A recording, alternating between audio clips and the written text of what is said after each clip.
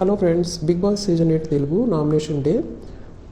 ఎందుకు అందరూ నిద్ర వస్తుంది ఎపిసోడ్ చూస్తే నిద్ర వస్తుందని అనుకుంటున్నారు. నాకు రాత్రి నిద్ర వచ్చినప్పుడు అర్థమైంది భయ్య. ఎందుకంటే ఫస్ట్ ఆఫ్ ఆల్ వాళ్ళ భాషలు అర్థం కావట్లేదు. తెలుగు, ఇంగ్లీషు, కన్నడ అర్థం అవ్వట్లేదు. వాళ్ళు వాదిస్తున్నప్పుడు హెడ్ఏక్ అయితే వస్తుంది కానీ అర్థం మాత్రం కావటం లేదు. నా పరిస్థితే ఇలాగుందా లేదంటే మిగతా వాళ్ళ పరిస్థితి కూడా ఇలా ఉందో తెలియదు. కానీ అదేదో సినిమాలో రంగస్థల సినిమాలో అంటే చూడండి, సమంత 6వ క్లాస్ చదువుకున్నాం, నాకు అన్నీ అర్థమవుతాయి. కానీ నాకైతే 6వ క్లాస్ చదివినా సరే అర్థం అవ్వట్లేదు. రెండోసారి పొద్దున్న లేచి ఎపిసోడ్ చూస్తే తప్ప కొంచెం క్లారిటీ రాలేదనిపించింది.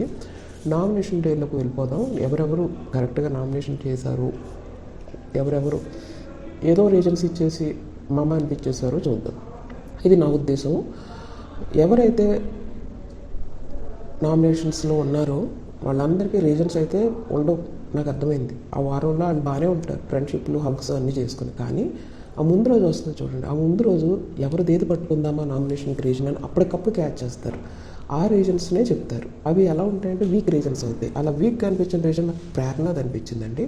అప్పటికప్పుడు విష్ణు 2 గుడ్లు తినేయడం వల్ల ఆమెకు ఒక రీజన్ దొరికింది. అంతే, గుడ్ రీజన్ తోటి ఆమె విష్ణుప్రియని నామినేట్ చేసింది. It's not good. ఆ 2 గుడ్లు కాదు వివాదం తెచ్చింది, ఒక గుడ్డేనంట. ఒక గుడ్డు తిన్నా పర్వాలేదు అంత కదా, ఒక గుడ్డు అంతలాగా వివాదం తెచ్చి ఆమె నామినేషన్లో పెట్టింది కాబట్టి it's not good. And next Sita nominate చేసింది. నువ్వు బాగానే ఆడుతున్నావు, అన్నీ బాగానే ఉన్నాయి, చక్కగా నీకు జాలి గుణం ఉంది, అన్నీ ఉన్నాయి. కాకపోతే నీ ఎమోషన్స్ నీకు ఫ్యూచర్లో నీకు అది నీకు మంచిది కాదు అనే రీజన్. ఆమె ఫ్యూచర్లో మంచిదో కాదు మనకెందుకు, మనకు మంచిది ఏదో మనం చేసుకోవాలి కనుక ఆమె గురించి, ఆమె ఫ్యూచర్ గురించి మనకెందుకు, మన ఫ్యూచర్ ఫస్ట్ చూసుకోవాలి. That is also not a good reason. So మొత్తానికి ప్రేరణ రీజన్స్ నాకు వీక్ కనిపించాయి. నెక్స్ట్ ఆదిత్య ఓం అన్న రీజన్స్. అన్న, నువ్వు చాలా ఎమోషనల్. విషయం ఏంటంటే నువ్వు మణికంఠను ఓదార్చి నువ్వు సెన్సిటివ్ అయిపోయావు. ప్రతిదీ నన్నే ఎందుకంటే బిగ్ బాస్లో మనకి ఎవరైనా బంధుమిత్రులు వస్తారో చెప్పు, వాళ్ళందరూ మనల్నే చేస్తారు. ఒక రకంగా ఏమనుకోవాలంటే నేను స్ట్రాంగ్ కాబట్టి నన్ను చేశారు అనుకోవాలి. కానీ ఆ 10 మందిలో నేనే కనిపించాను విష్ణు. అది విష్ణుకి ఏమన్నా మనం రిలేటివ్స్ ఏంటన్నా కనిపిస్తాం, తప్పదు మరి కదా. అలాగా విష్ణు ఇచ్చిన రీజన్ అయితే నాకు కరెక్ట్ అనిపించింది. కానీ ఆదిత్య ఓమన్న ఆ వీక్నెస్ తనకు చూపించేశాడు. అది నాకు కరెక్ట్ రీజన్ అనిపించలేదు. మణికంఠని నామినేట్ చేయడం కూడా కరెక్ట్ అనిపించలేదు. ఇప్పుడు మనం వెళ్ళి ఏడుస్తుంటే ఓదరుస్తాం, అలా అని చెప్పి ఆ ఓదర్చినోడు మనల్ని నామినేట్ చేయకుండా లేదంటే మనల్ని సపోర్ట్ చేయకుండా ఉన్నాడంటే దానికి అలగడం అనేది కరెక్ట్ కాదు. అది నాకైతే ఆదిత్య ఓమన్న పెద్దతనంగా అనిపించలేదు, కొంచెం చైల్డిష్గా అనిపించింది. సో నీ నామినేషన్స్ కూడా నాకు నచ్చలే. And next is Sonia nominations. ఆవిడ నామినేషన్స్లో కరెక్టో కాదు అనేది తర్వాత, కానీ 2 పదాలు నేర్చుకోవడానికి మనకి ఎప్పుడు కూడా అవకాశం ఇస్తుంది అన్నమాట. ఎక్కడి నుంచి మొదలైంది, బేబక్క దగ్గర నుంచి మొదలైంది అన్నమాట. ఇర్రెస్పాన్సిబిలిటీ దగ్గర నుంచి మొదలయ్యి ఇప్పుడు ఎక్కడికి వచ్చి ఆగిందంటే పాయిజన్ దగ్గర ఆగింది.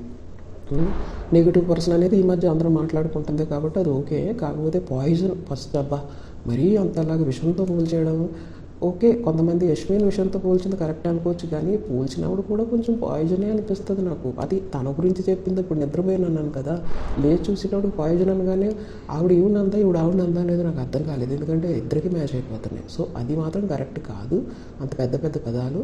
సోనియా ఏం చేస్తుందంటే గేమ్ ఆడట్లేదు భయ్యా, కాకపోతే 2 పెద్ద పదాలు వాడేసి ఆ పెద్ద పదాలు జనాలు అందరూ పట్టుకుని రివ్యూస్ చేసేస్తాము, దాంతో ఆవిడకి ఫేమస్ అయిపోద్ది. సాటర్డే నాగార్జున సార్ వచ్చి కూడా ఆమె క్లాస్ పీకడం వల్ల ఆవిడ హైలైట్ అవుతుంది. ఆ విధంగా ఆవిడ ఫేమస్ అవుతుంది.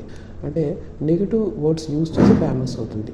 అండ్ ఇంకో విషయం ఏంటంటే ఆమెను నామినేట్ ఎవరైనా చేసినప్పుడు పొరపాటున నాకు బుర్ర లేదు అన్నారనుకోండి, అని కొనసాగించనివ్వట్లేదు. అవును నీకు బుర్ర లేదు, నువ్వే చెప్పావు కదా నీకు బుర్ర లేదు అంటే ఒప్పింపజేసేస్తుంది. ఆవిడ జాబ్ ఏంటో నాకు తెలియదు, కానీ ఏదైనా పొరపాటున మన నోట్లోంచి వచ్చిన దాన్ని ఒప్పింపజేసేస్తుంది అనమాట. అంటే అవును నువ్వే చెప్పుకున్నావు కదా, ఇంకా ఆపే అంటుంది. అది మాత్రం కరెక్ట్ కాదు. నాకు సోనియా రీజన్స్ కరెక్ట్ అనిపించట్లేదు. పృథ్వీ రీజన్స్ కూడా సీతని నైనికని నామినేట్ చేశాడు. అగ్రెషన్ దగ్గరే కొట్టుకున్నారు అగ్రెసివ్గా, అది కూడా నాకు కరెక్ట్ అనిపించలేదు. ఆవిడ ఎమోషన్ అయిపోయి ఒక పదం వాడాడంటే, నీ ఎమోషన్ అయితే నా అగ్రెషన్ మోషనా అన్నాడు. ఒకసారి మోషన్ అయిపోద్ది భయ్యా, నీకు తెలీదు. ఎమోషన్ క్యాండిడేట్స్ ఎప్పుడూ విన్ అవ్వలేదు కదా, ఎవరు ఉన్నాడు అగ్రెషన్ వల్లే అంతవరకు వెళ్ళాడు. బట్ విన్ అవ్వలేదు కదా, అది కూడా చూసుకోవాలి. ఓకే, నువ్వు అంతవరకు వెళ్ళడం అనేది నీకు అవసరం అనుకోవచ్చు, కానీ ఒక్కొక్కసారి మన అగ్రెషన్ మోషనే అవ్వచ్చు భయ్య. ఎక్కువగా పాస్ చేస్తామనుకో, మోషన్ అయినా అగ్రెషన్ అయినా మనకే వీక్ అయిపోతాం. కాబట్టి అది కొంచెం సర్దుకోవడం మంచిదే. బట్ అది కరెక్ట్ కాదు నీ నామినేషన్ అని నాకైతే అనిపించింది. నైనికాని కూడా నువ్వు నామినేట్ చేసిన రీజన్ నాకు కరెక్ట్ కాదు అనిపించింది. ఓకే, చీప్గా ఫెయిల్ అయింది ఓకే. బట్ అంతగా పెద్ద మ్, నాకు అనిపించలేదు మీరు నామినేషన్ కరెక్ట్ అని అనిపించలేదు. అంతగా పెద్ద వెయిట్ ఉంటుంది అనుకోవట్లేదు నేను అనమాట. ఆమె ఏం చెప్పింది చూడండి, నేను అందరి దగ్గరికి వెళ్ళి నువ్వు పని చేయించలేదంటే ఆమె ఏమంది, నేను ఫోర్స్ చేయలేదు, ఎవరు చేయగలుగుతారో దానికి వచ్చినట్టు ఫోర్స్ చేసేయడం వల్ల కూడా అదేమీ బెటర్ ఇది అనుకోవడానికి లేదు కదా. మన హెడ్ మనల్ని ఫోర్స్ చేయకూడదు. ఒక రకంగా ఆమె ఎవరు ఎలా చేస్తారో మీరు పని చేయండి, పని కంప్లీట్ చేయండి, అది చెప్పడం కరెక్టే ఒక రకంగా. అంతే తప్ప ఫోర్స్ చేయడం ఈజ్ నాట్ ఆల్వేస్ కరెక్ట్. ఆ విషయం కూడా నాకు కరెక్ట్ అనిపించలేదు నీ నామినేషన్ కూడా.